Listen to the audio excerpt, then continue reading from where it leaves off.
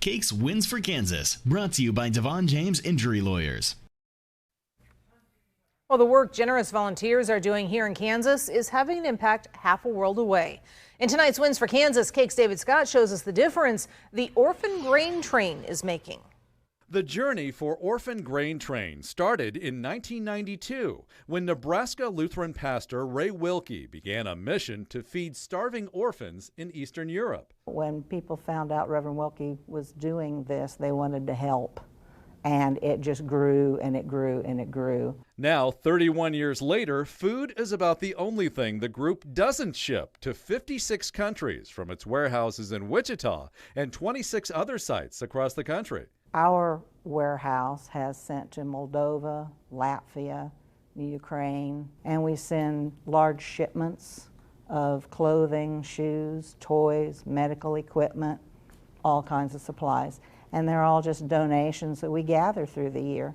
Now Orphan Grain Train is trying to get the word out for those in need in Kansas. For instance, we recently were overwhelmed with homemade quilts and got the word out just through our churches. Do you know anybody that needs quilts? And in the last 3 weeks, we have passed out over 1,000 quilts. And Teresa Hauschild says she's proud of the difference her group is making, whether it's here at home or thousands of miles away. We get pictures back from Republic of Georgia especially, and you see these little old ladies getting their first blanket, or a man who's putting on a brand new suit for church, you know, maybe he didn't have a suit. Little children trying on shoes, you know. On behalf of DeVaughn James Injury Lawyers, we're honored to be here in the Cake News studio with Orphan Grain Train. Thank you so much for what you're doing to help the needy in our community, and we're excited to present you with a check for $500.